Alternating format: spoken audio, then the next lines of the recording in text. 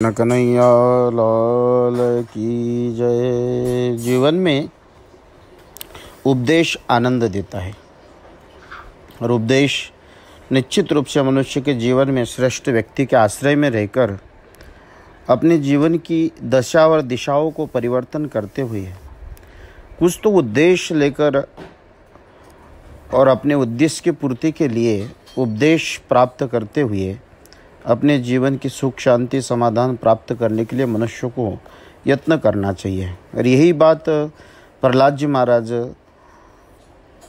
असुर बालकों को समझा रहे। श्री भगवान वासुदेव के चरणारविंद की शरणागति रहना ही मुख्य उद्देश्य है, क्योंकि वो परमात्मा सब जीव मात्र का व्यापक और आत्मा है। इसी से सबका प्रिय व स्वरद है। हे दैत्य पुत्रों, संसार में आकर पुरुषों को विषय सुख के लिए कोई उपाय नहीं करना चाहिए, क्योंकि ये तो खग मृग मनुष्यों को कर्म गति आप ही मिल जाता है। फिर इसमें परिश्रम करके वृथा अपनी आयु को व्यतीत करने से क्या प्रयोजन। परंतु भगवान वासुदेव की भक्ति करने से जैसे आनंद प्राप्त होता है, ऐसा और किसी प्रकार का नहीं हो सकता है। परमात्मा की भक्ति निश्चल और उसके लिए पुरुषार्थ और प्रयत्न निरंतर करना चाहिए। इसीलिए कर्मों में क्यों अपनी आयु को व्यर्थ क्षय करे, उसी में परिश्रम क्यों न करे, जिससे श्री मुकुंद के चरणारविंद की प्रीति बढ़े, सदा मंगल हो, आगे का खटका मिट जाए, जब तक देह में अच्छे पुरुषार्थ बना रहे, कोई विपत्ति न आए। मनुष्य के उचित है कि पहले ही उसके मोक्ष के लिए उपाय करे। ये शरीर मनुष्य के जीवन में मोक्ष प्राप्ति के लिए मिला है, स्व प्राप्ति के मिला है, संतों की सेवा के लिए मिला है। तो मनुष्य के जीवन में क्यों न शुरुआत में ही, जबकि बुढ़ापे में क्या हो सकता है। महाकठिनता से विषय अनुरागी पुरुष की अवस्था 100 वर्ष की होती है। उसमें 50 वर्ष तो रुता ही जाते हैं। कुछ रात्रि सोने में, कुछ महामोहरूपी निद्रा में व्यतीत होते हैं। 10 वर्ष तो बाल्यावस्था में गए, युवावस्था में गए, 20 बुढ़ापे की हाय करके शरीर में रोग में असमर्थपन में समाप्त हो गए। शेष 10 रहे वो काम क्रोध मोह लोभाधिक आसक्त होने से और कुटुंब की तृष्णा में व्यतीत होते हैं। ऐसे कौन जितेंद्रिय पुरुष है जो घर की ममता से फंसे हुए है और कुटुंब की दृढ़ फांसी में बंधे हुए संसार की माया में आसक्त हो, अपने मन को अलग कर रखते हैं। जो धन प्राणों में भी अधिक प्रिय है और जो तृष्णा किसी से नहीं त्यागी जाती है, जिस धन के लिए प्राणों की आशा छोड़कर चोरी चोरी करता है, जिस धन के कारण सेवक अपना तन मन बेचकर सेवा करता है, जिस धन के निमित्त व्यापार देश विदेश में विचरण फिरता है, शरीर को खोना अंगीकार करके पुरुष धन को प्राप्त करता है।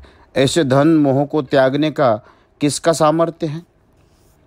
फिर परम सुरीला नारी प्यारी के संग रहस्य और सुंदर एकांत का परामर्श, सुहृदों का शोक, बालकों की मनोहर वाणी से चित्त मोहित ऐसे स्नेह में फंसे हुए मन को क्यों कर निकाल सकते हैं। फिर पुत्र पुत्री भाई बहन स्मरण, अत्यंत दीना माता पिता की प्रीति, अति रमणीय मनोहर घर, उनके सुंदर सुंदर पदार्थ, कुल परंपरा से जो चली आई वही जीविका, अनेक प्रकार के पशु सेवक मित्रों की प्रीति, लोभों की तृष्णा जो नित्य प्रति अधिक होती है, भला उसे कौन पुरुष त्याग सकता है। फिर जो पुरुष शेषेंद्रिय और जिह्वा के विषयों को बहुमान्य करने वाले अधिक मोह से निरंतर दिन रात उसी को मन में लगाए रहते हैं, जैसे रेशम का कीड़ा ऐसा घर बनाता है कि निकलने में मात्र में ही मार्ग नहीं रहता है, ऐसा कर्मकारी पुरुष संसार की माया में लवलीन होकर भला किसका सामर्थ्य है जो ऐसे संसार का त्याग करे। देखो, ये पुरुष परिवार वाले के लालन पालन में कैसा मत वाला होता है, ये भी जानना है। नित्य एक दिन घटता है, परंतु इतने पर भी मद में ऐसा उन्मत्त होता है कि आगे पीछे की कुछ सुध नहीं। ये नहीं जानता कि घड़ी घड़ी मेरा पुरुषार्थ घटता है। परिवार स्नेह रखने वाले सदा 3 ताप दुख देते हैं, परंतु वह दुख को सुख समझता है। इंद्रियों के वशीभूत हो मन को सदा धन में ही लगाए रहता है। पराया वित्त हरने वाले के दोषों को भी भली भांति जानता है। इस लोक में और परलोक में कैसी बुरी गति होती, परंतु तो भी वो कुटुंबी पुरुष धन की तृष्णा को चित्त से शांत नहीं करता, पराया द्रव्य हरने की इच्छा बनी रहती है। हे धनुष पुत्रों, ये सब बातें जानते हो वो तो भी परिवारक पालन पोषण करते ही रहते हैं, वैकुंठ के जाने की इच्छा रखते हैं, परंतु अपने पराये भेद भाव को धारण कर वैकुंठ बदले नरक जाते हैं। जिस मनुष्य अपना और परायों का भेद करे, उसके शरीर में, उसके मन में, उसके आत्मा को कभी भी वैकुंठ नहीं नरकवासी होता है। स्त्रियों के मोह में ऐसे कामासक्त होता है। कामदेव भी 8 प्रकार जिनकी दृष्टि में वास करता है, उस स्त्रियों के विहार में रात दिन मरकट की नाचा करते हैं। अपने तन की रक्षा हो चाहे न हो, परंतु उसके कार्य में असमर्थ नहीं होता है। पुत्र पौत्राधिक मोहरूप ऐसी कड़ी बेड़ी हथकड़ी हाथ पांव में बंधी है, इस बंधन से मनुष्य किसी समय अपने आत्मा को छुड़ाने का सामर्थ्य नहीं रखता। हे दैत्य पुत्रों, इसलिए इन विषयासक्त दैत्यों का संग छोड़ो। सब देवों के देव श्री आदिपुरुष अविनाशी वासुदेव भगवान का भजन करो, क्योंकि कुसंग का त्यागना ही मोक्षदायक है।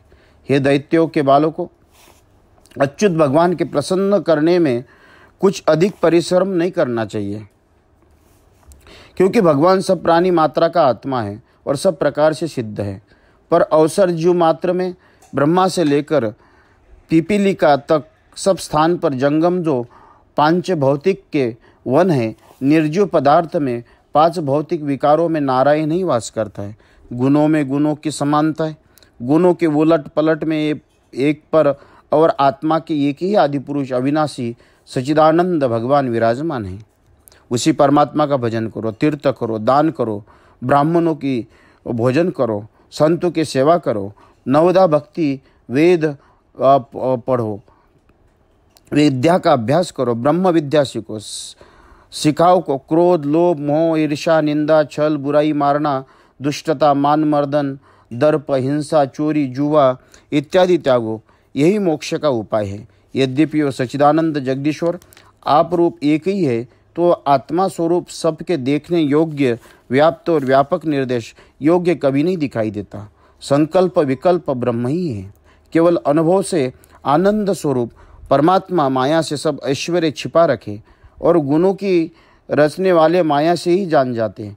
इसलिए सब जीव मात्रा की प्रीति करो, सबसे सुहृद भाव से बरते और असुर भाव को छोड़े, क्योंकि असुर भाव के त्यागने से ही भगवान प्रसन्न होते। जब आद्यदेव अनंत भगवान प्रसन्न हो जाए तो सब वस्तु प्राप्त हो जाती है। जो अपने आप सिद्ध कर्माधिक है, उनको इस संसार में गुणों के उल्टे भाव से निर्गुण को जैसे धर्म अर्थ काम से कुछ प्रयोजन नहीं, इसी प्रकार मोक्ष की इच्छा से हमको क्या प्रयोजन है। धर्म अर्थ काम जो ये त्रिवर्ग है, हो आत्मविद्या से वेदत्रय नीति दंड और अनेक प्रकार की वार्ता, ये सब वेदों के सार है। परंतु इसका भी सार यह है कि परम पुरुष परमात्मा को अपना आत्मा समझकर परम श्रेष्ठ तप करे।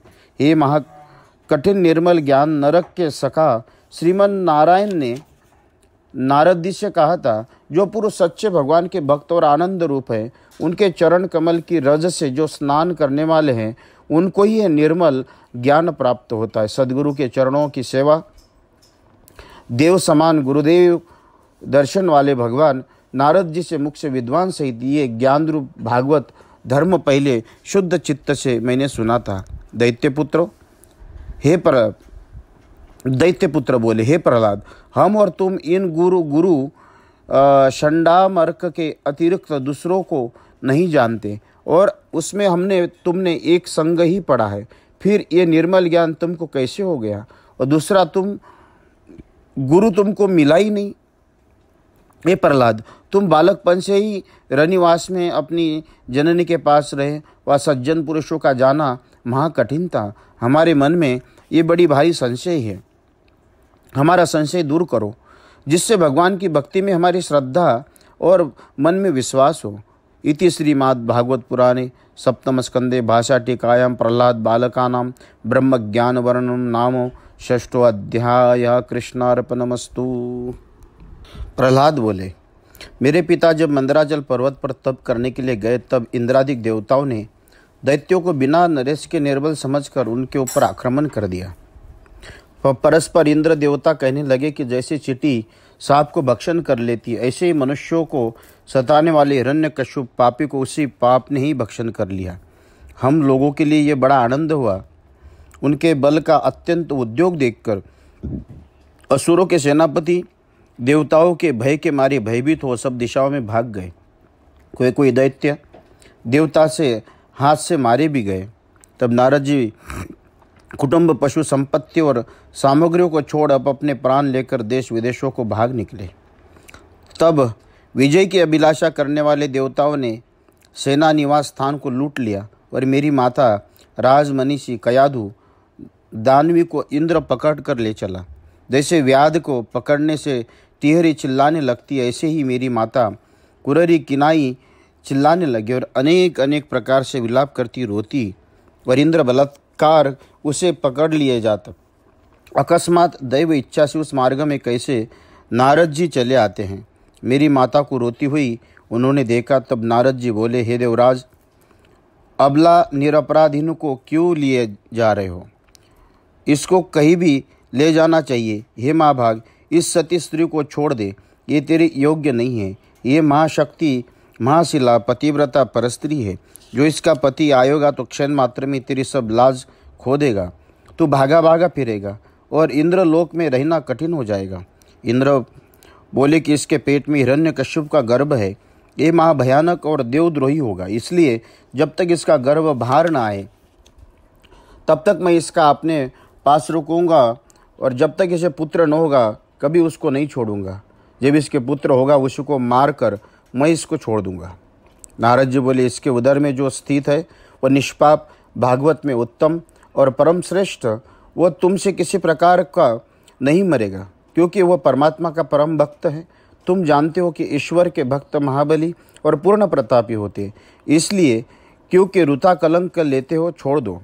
प्रहलाद बोले कि नारद जी के वचनों को सत्यमान मेरी माता को उसने छोड़ दिया और उसके उदर में भगवत का भक्त जान मेरी माता की परिक्रमा की और प्रणाम कर इंद्र अपने लोक में चला गया। तब नारद जी मेरी माता को अपने स्थान पर लाकर आशा भरोसा देकर बोले कि वत्से, जब तक तेरा स्वामी न आए तब तक तू यहाँ निवास कर।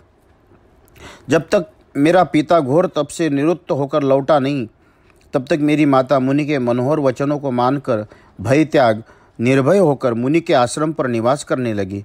उस पतिव्रता गर्भवती मेरी माता अपने गर्भ की कुशलता और इच्छापूर्वक पुत्र होने के लिए परम भक्ति से और धर्मशील ऋषि की सेवा करने लगी।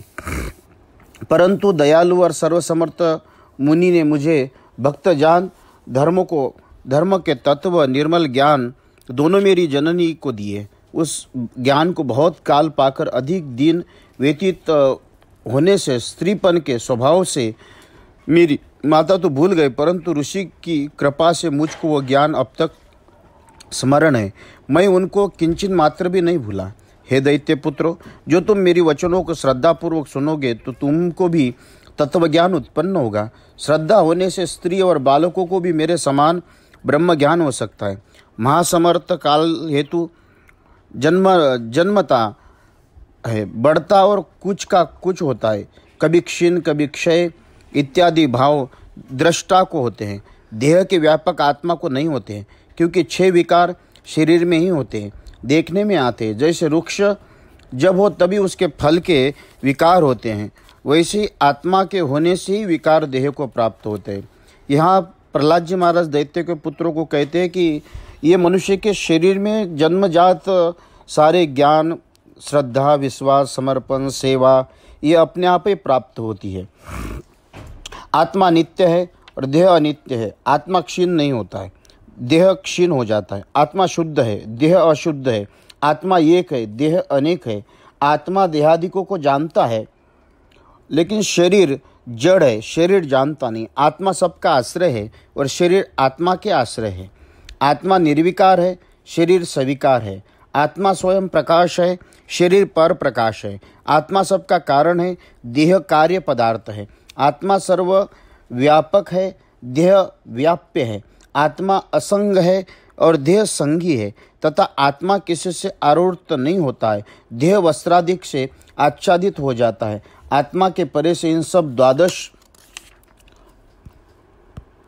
लक्षणों का ज्ञान, विद्वानों का अहम मम, ये असद्भाव देहादिकों में जो मोह से लगा है उसका त्याग करना चाहिए। जैसे सोने को सब प्रकार से जानने वाला सुनार कसौटी आदि पत्थरों में से लगे हुए सोने को निकालकर अलग कर देता है, इसी प्रकार आध्यात्म को जानने वाले शरीर मध्यवर्ती जीव के द्वारा होकर आत्म लक्ष्य रूप योग करके ब्रह्मा की गति को जान लेता है।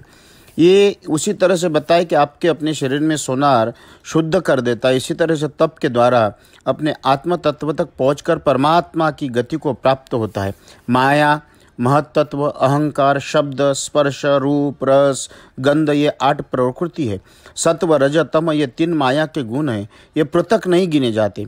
11 इंद्रिय, 5 महाभूत मिलकर 16 विकार हुए। इन 16 विकारों से न होने से कपिलाचार्य ने जीव ब्रह्म एक कहा है और प्रकृतियाँ और 16 विकार मिलकर 24 तत्व होते हैं।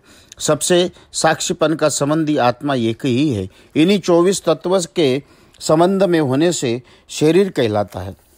स्थावर और जंगम, इस शरीर में 2 प्रकार के भेद है। उस मनुष्य के देह में जीव द्वारा पुरुष परब्रह्म को खोज लेता है।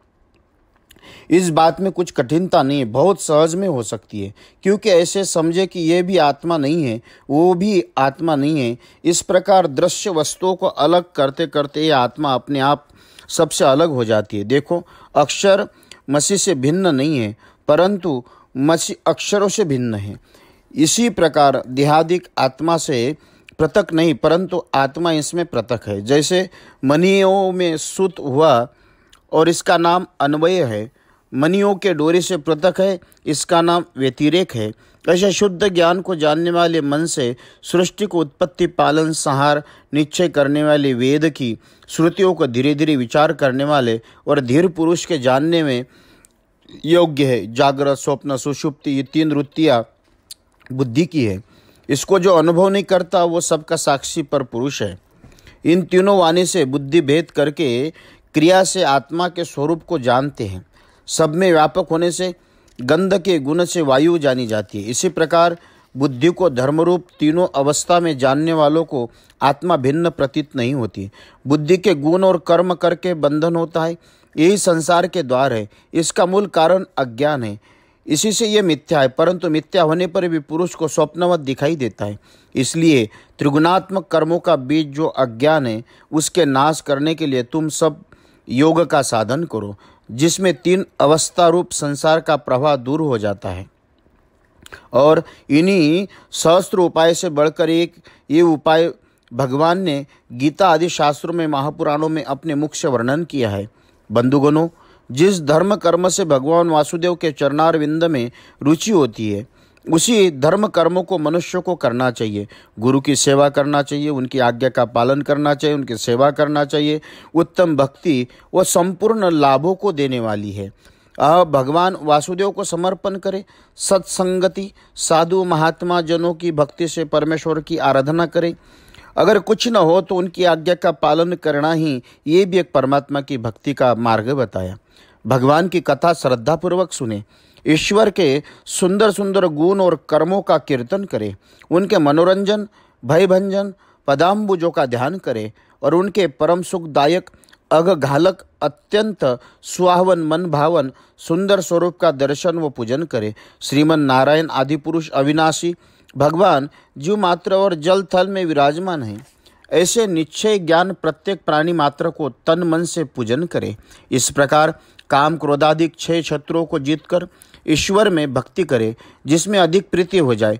भगवत के अतुल गुण, कर्म, वीर्य और जो लीला अनेक अनेक प्रकार के अवतरण धारण करके की है, उनको हित चित्त से सुने।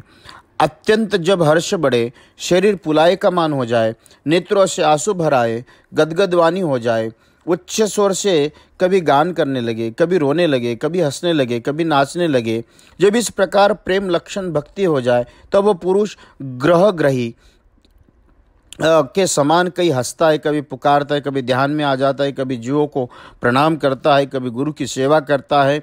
वारंवार श्वास लेकर हे हरे जगतपते, हे मुकुंद, हे गोविंद, हे नारायण कहता है। ऐसी आत्मा की गति हो जाती है और कुछ लज्जा नहीं रहती। जब ऐसा प्रेम उत्पन्न हो जाता है, तब पुरुष सब बंधनों से छूटकर मन में भगवान की भावनाओं को वैसे ही कर्म करने लगता है। महाभक्ति प्रयोग करके काम कर्म के बीज रूप अज्ञान की वासनाओं को भस्म करके भगवान को प्राप्त कर सकता है।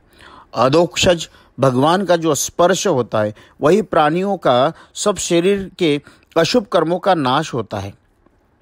वही संसार चक्र का विनाश करने वाला, वही ब्रह्म का महानंद सुख उपयोग जानने वाला, उसी को बुद्ध जन मोक्ष रूप जानते हैं। हे भातृगण, इसीलिए तुम सब मिलकर अपने हृदय में नारायण को भजो। हे बांधवों, श्रीमन नारायण तो हृदय छिद्र में आकाशवत सदा विराजमान ही हैं, इसलिए फिर परमेश्वर की उपासना करने में किस प्रकार परिश्रम नहीं लगता। भगवान अपने आत्मा के स्वभाव से सब शरीर के मध्य में सामान्य भाव से रहते हैं। तुच्छ प्राणियों के समान विषयों के सेवन करने वाले का क्या लाभ है। स्त्री, धन, पशु, पुत्रादि, मंदिर, मदिरा, वसुधा, हाथी, कोश, विभूति और इनके अतिरिक्त और जो भी वस्तु है मनोअभिलाषित, जो अति चंचल है, वह क्षणभंगुर आयु वाले मनुष्य को कुछ प्यार नहीं कर सकती, क्योंकि वह आप चलायमान है। ऐसे यज्ञादिक करने से जो स्वर्गादिक लोक प्राप्त होते हैं तो भी अनित्य है, क्योंकि ये सब नाशवान है। पुण्य की न्यूनता अधिकता निर्मल नहीं है, इसलिए जिनमें कभी दूषण देखने में और सुनने में आए, ऐसे भगवान वासुदेव को अपने आत्मा के प्राप्ति के लिए तुम सब मिलकर भजन करो। जिसका संकल्प कर विद्वज्जन पुरुष अपनी विद्या के अभिमान से फल की इच्छा से कर्म करते हैं, उनको इच्छा के विपरीत फल प्राप्त होता है। सब जानते हैं कर्म करने वाले पुरुष का संकल्प दुख के रूप करने वाले और सुख की प्राप्ति के लिए होता है, परंतु दुख प्राप्त होता है। चेष्टा न करने से सुख प्राप्त होता है, क्योंकि सुख तो केवल कर्मों की त्यागने से ही होता है। सकामिक कर्मों से पुरुष जिस सुख में लिए कर्मों को चाहता है वो तो देह तो पराया है, परंतु क्षणभंगुर कभी प्राप्त हो जाता है, कभी नाश हो जाता है। स्त्री, पुत्र, घर, धनादिक, राज्य, भंडार, हाथी, मंत्री, भृत्य, ये देह से दूर ममता से स्थान है। इसे दो होना ही क्या। जो आत्मा अजय, अव्यक्त, अविनाशी, आनंद का महासमुद्र रूप है, उनको तुच्छ समझकर और जो सुख महा अनर्थकारी है और विनाशकारी है, हे देह से और भूल से सुखदायक दृष्टि आती है। परमेश्वर के सन्मुख वो संतान, स्त्री, वेश्यादि कुछ वस्तु नहीं है। असुर पुत्रों जन्म से लेकर मरण पर्यंत सब कर्मों से क्लिश्यमान है। वो देहधारियों के लिए ये क्या स्वार्थ है। ये जीव अपने आत्मा के अनुसार देह से कर्मों को आरंभ करता है। कर्मों से देह होता है, परंतु सुख भोगने का इसको कोई समय प्राप्त नहीं होता। विचार करके देखते हैं तो कर्म और देह दोनों अज्ञानपन से होते हैं। सब जीव मात्र में आत्मा श्री हरि परम प्रिय भगवान है और पंचभूतों के रचे हुए सब प्राणी मात्र है।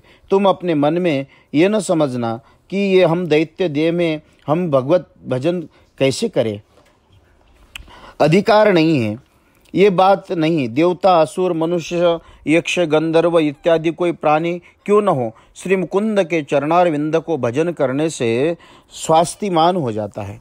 हे सुरोद्गण, ब्राह्मणपन, देवतापन, ऋषि भावमृत, सदाचार, बाहुलता, ज्ञान, दान, तप, यज्ञ, पातिव्रत्य कोई भी भगवान का प्रसन्न करने वाला नहीं दिखता, और जो इसमें कदाचित प्रसन्न होते भी है तो बहुत काल में होते हैं।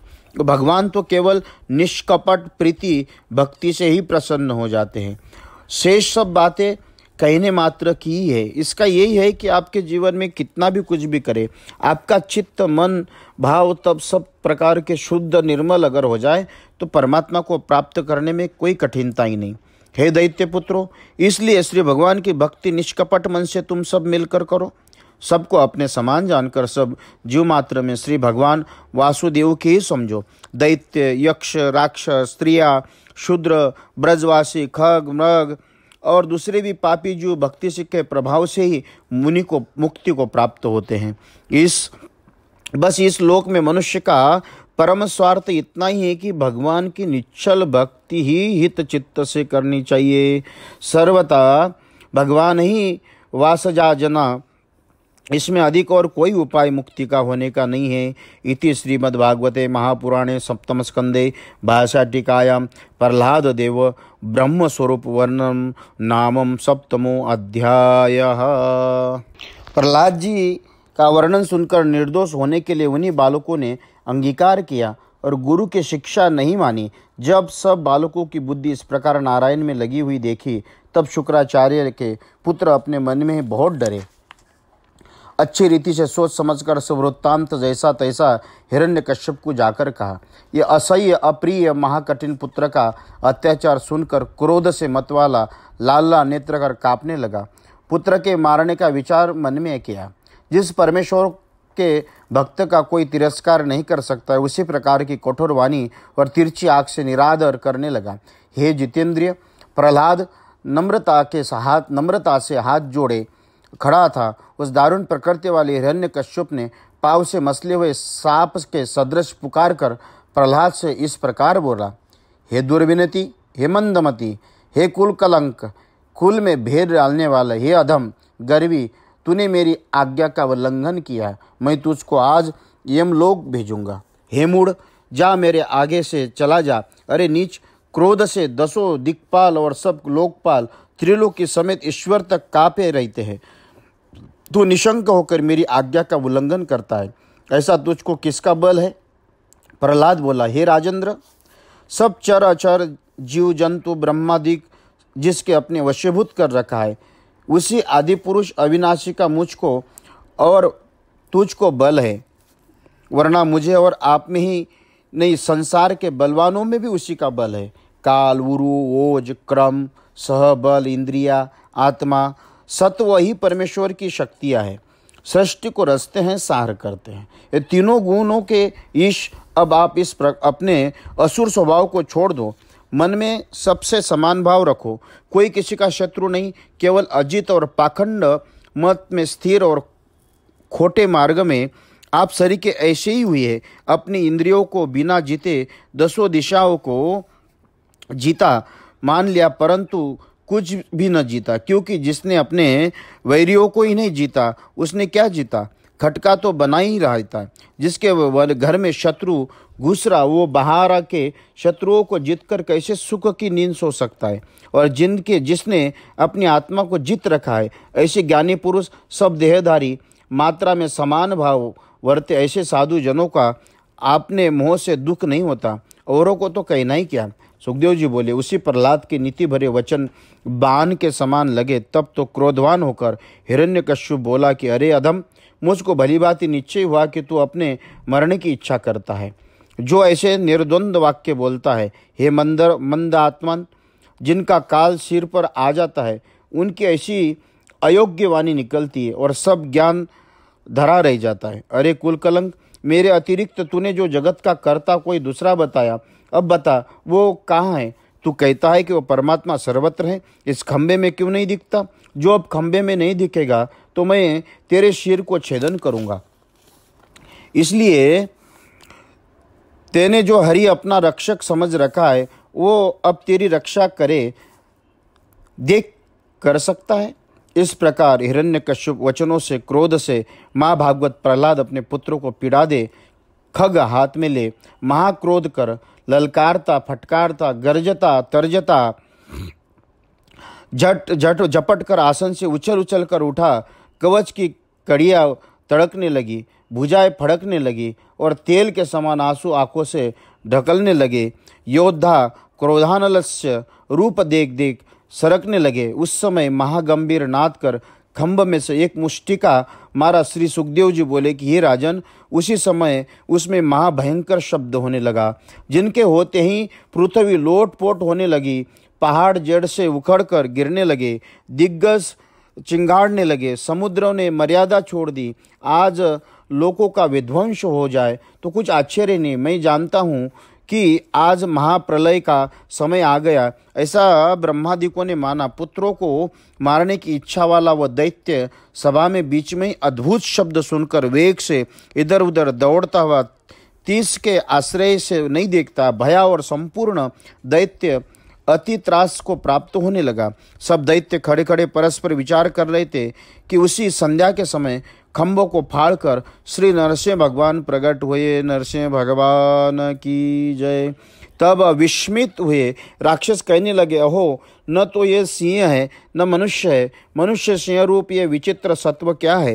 हिरण्यकश्यप ऐसे विचारते विचारते आगाड़ी उठे हुए भयंकर नरसिंह जी को दिखे, जिनके तप्त स्वर्ण से प्रचंड नेत्र, कंद वाले बाल कपा रहे थे। जम्बाई लेते हुए कराल ताड़े, तीक्ष्ण जिह्वा, भ्रुकुटी युक्त भयंकर मुख वाले, खड़े कानों वाले, पर्वत की गुफा की तरह मुख, नासिका वाले, ठोड़ी भेष भयंकर, आकाश को स्पर्श करते हुए बड़ी और मोटी ग्रीवा, उरु वक्षस्थल वाले, क्रश कटी भाग वाले, चंद्र किरण सदृशय दीप्यमान, भुजा सदृश केशों से मुक्त, नखरूप आयुध से युक्त ऐसे भयंकर रूप को देखकर सब दैत्य दानव भाग गए।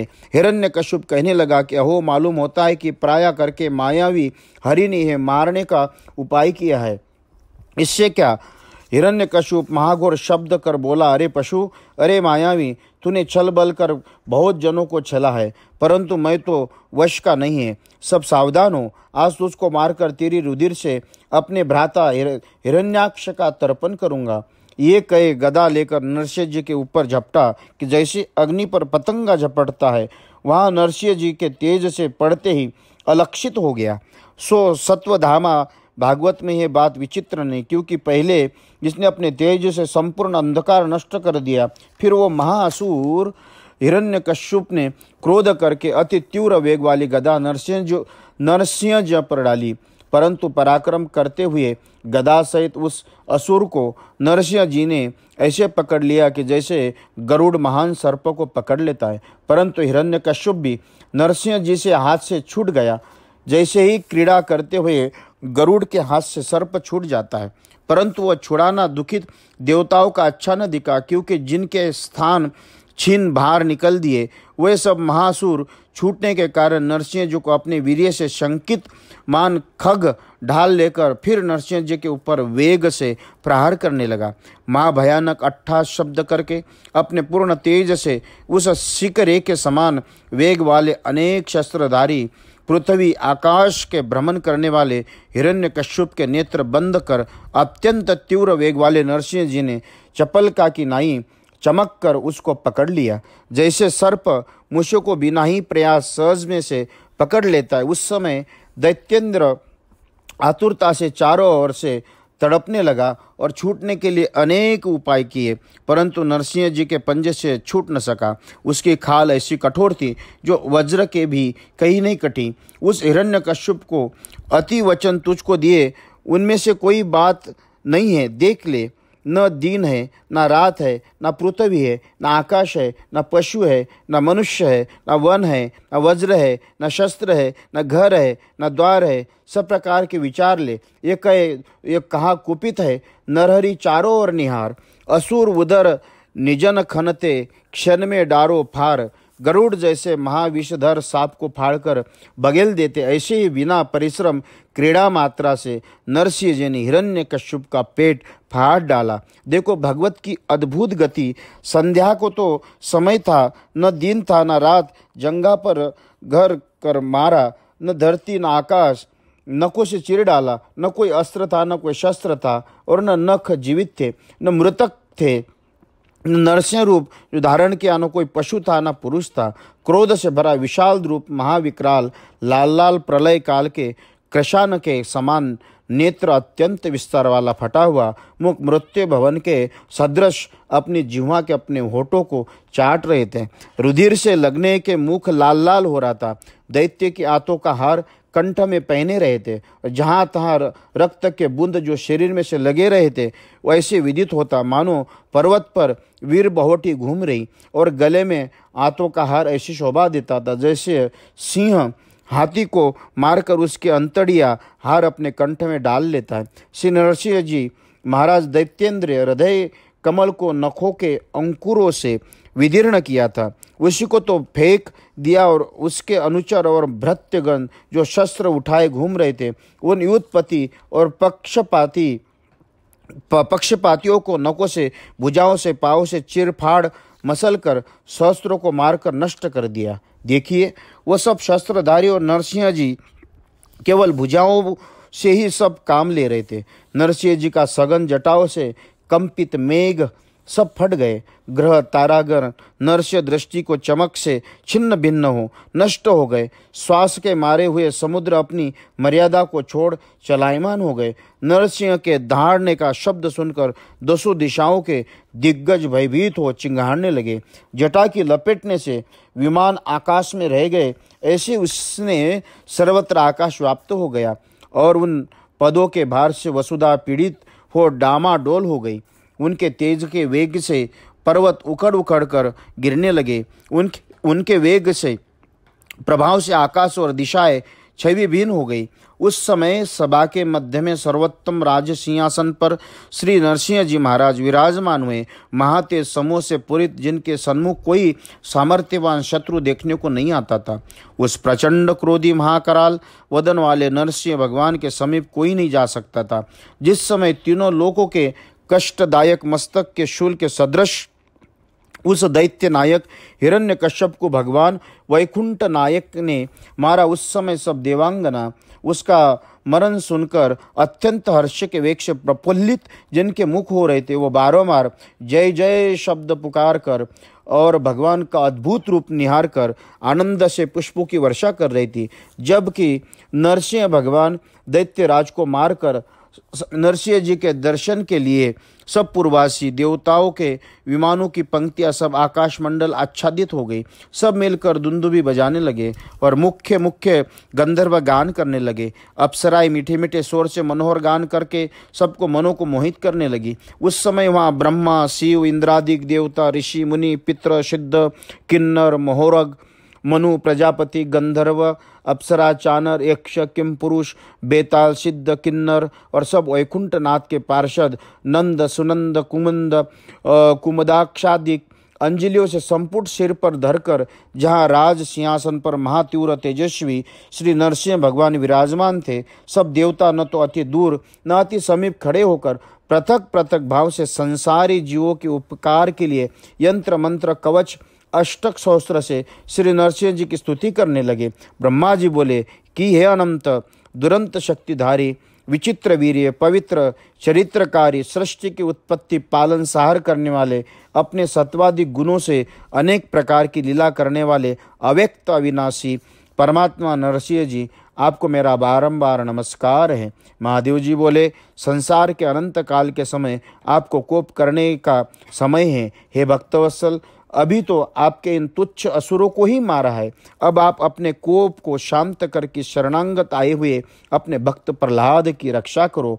इंद्र बोले, हे परम श्रेष्ठ नरसिंह जी महाराज, हे दीनानाथ, हे जन रक्षक, आपने महाप्रचंड दैत्य का वध करके हमारे भाग हमको दिलवाए और आपके वास करने वाला स्थान जो हमारा हृदय कमल सो दुराचारी असुर के डर से व्याप्त हो रहा था, उसको अभय करके हमारा चित्त प्रफुल्लित किया, जो सदा काल में वशीभूत रहता है। ऐसे त्रिलोकी का राज्य अपने भक्तों को क्या वस्तु है? हे नाथ, वो तो मुक्ति का भी आपको आगे कुछ वस्तु नहीं समझते, फिर वो सुखों की तो गिनती क्या है। सब ऋषि ने आदि पुरुष शरणागत रक्षक आपको आत्मा में मिला हुआ जो यक्ष ये विश्व है रचकर उस तेज रूपी तप करने की आप में हमको आज्ञा दी, सो है दीनवत्सल। ये तप अभी तक इस असुर ने विनाश कर दिया था। आज हमारे रक्षक लिए आपने नरसिंह रूप धारण कर फिर तप करने के लिए हमको आज्ञा दी। सब पितर बोले, हमारे पुत्र पौत्राधिक हुए, श्राद्ध के पिंड ये असभ्य दुष्ट बलात्कार करके हमसे छीन कर खा जाया करता था। कभी किसी तीर्थ में जाकर वो तिलांजलि और जलदान दिया करते तो उस तिलों को भी चबाकर जल पी लिया करता था। आज आपने उस असुर का पेट नकों से चिरकर जो हमारे पदार्थ थे वो अपने आंतों से और रुधिर से निकालकर हमको दिए। इसलिए है सर्वधर्म पालक, आपको हम बारंबार नमस्कार करते हैं। सब सिद्ध बोले कि जो हमने योग बल से अनिमा महिमादि सिद्धियों को प्राप्त किया था, वो इस राक्षसों को हर ली, उस अनेक प्रकार के गर्व वाले गर्वित दैत्य का उदर नकों से विदीर्ण किया। ऐसे आपको नरसिंह रूप में हम बारंबार नमस्कार करते हैं। भगवान का अति क्रोध देखकर सारे देवताओं ने स्तुति गान तो किया, लेकिन क्रोध शांत विनय की हरि की आह्लाद।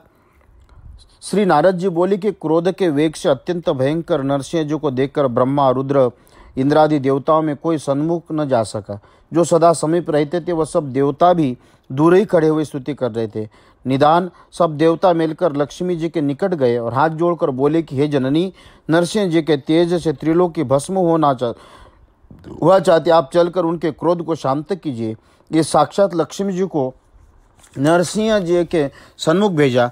उस भयंकर रूप को देखकर लक्ष्मी जी भी पास न जा सकी, क्योंकि तब भागवत प्रहलाद को निकट बैठा हुआ देखकर ब्रह्मा जी बोले, हे पुत्र, तेरे कारण ही तेरा पिता अत्यंत क्रुद्ध हो रहे थे, उनके समीप तू ही जा सकता है, क्रोध को शांत कर।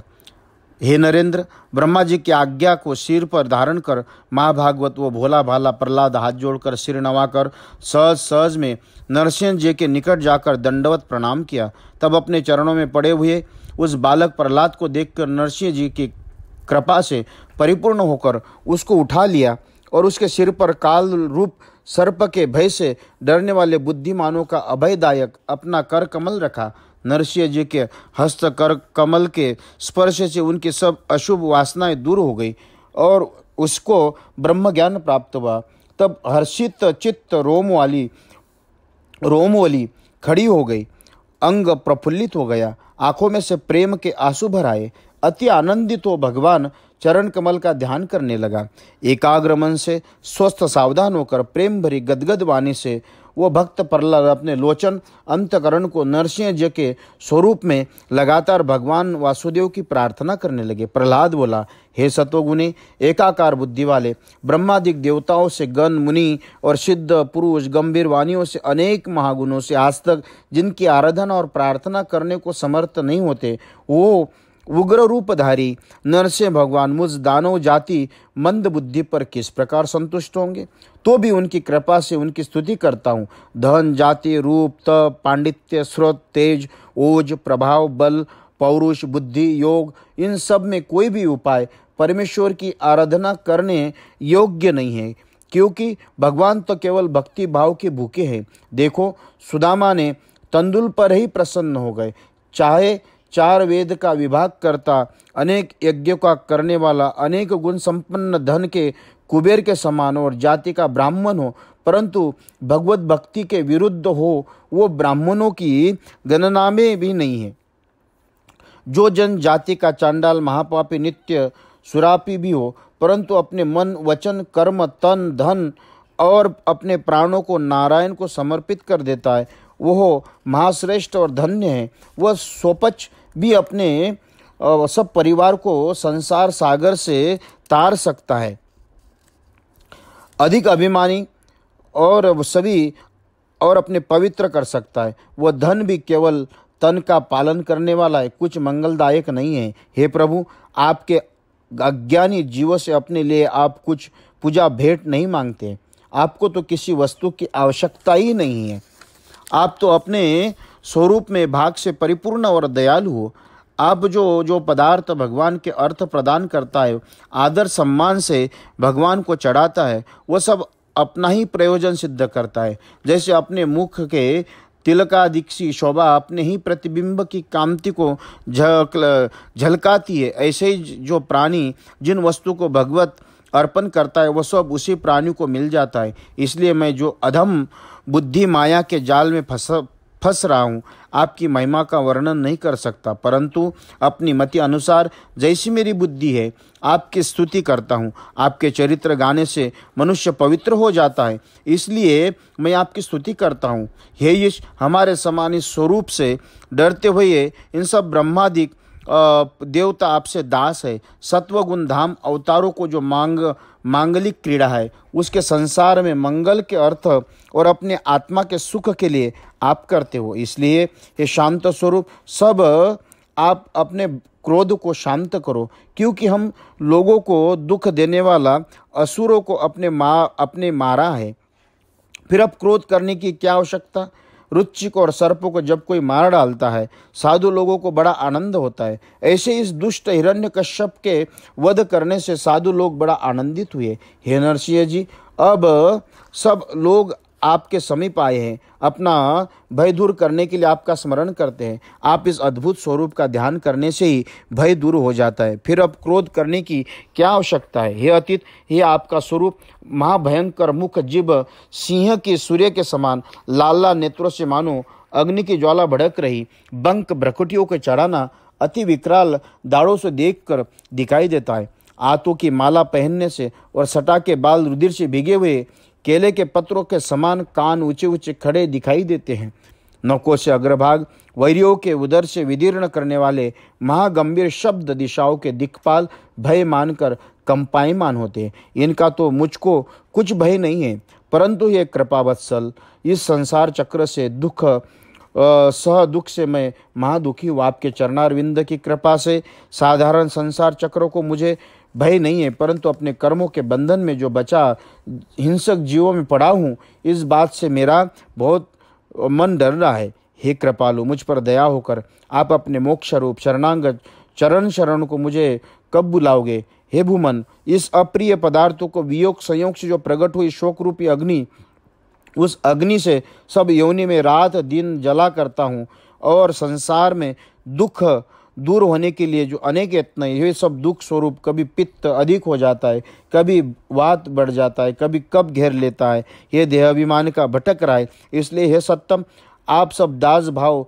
सजीवल मूल औषधि बताओ, जिसके फिर दुख मुझको न व्यापे। हे प्रभु, संसार के बंधनों से मोक्ष पाकर आपके चरण शरण में रहने वाले महात्मा पुरुष के सत्संग में परम सुहृद परम गुण ब्रह्मा जी के मुख से पाए हुए आपके अद्भुत चरित्र संबंधी कथाओं का अभ्यास करते करते संसार सागर से महाकठिन दुखों से धीरे धीरे मैं भी पार उतर जाऊंगा। अर्थात आपकी नाम रूप नौका पर चढ़कर पार उतरना क्या बड़ी बात है। हे नरसिंह जी, बालक की रक्षा माता पिता भी कर सकते हैं और नहीं भी कर सकते। रोगी को औषधि बचा भी सकती है और मार भी सकती है। समुद्र में डूबते हुए नाव निकाल भी सकती है और डूबो भी सकती है, परंतु आपकी रक्षा सर्वोपरि है। रोगियों को कष्ट दूर करने के लिए संसार में अनेक उपाय और अनेक औषधियाँ है, परंतु आपकी इच्छा बिना कोई कार्य सिद्ध नहीं हो सकता।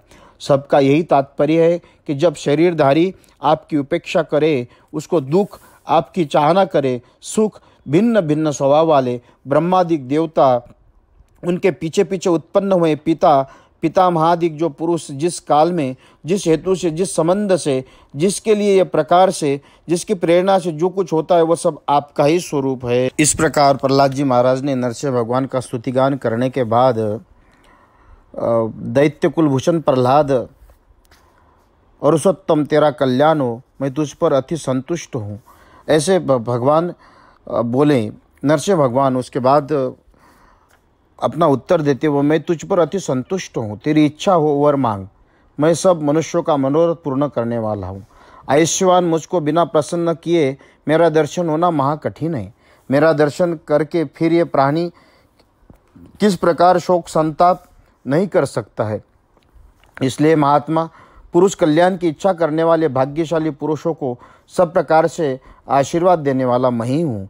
नारद बोले, सब लोगों को लुभाने वाले वरदान में यद्यपि प्रहलाद को अनेक प्रकार का लोभ दिखाया, परंतु तो भी उस प्रहलाद के परम भक्त ने किसी वरदान की चाहना नहीं की।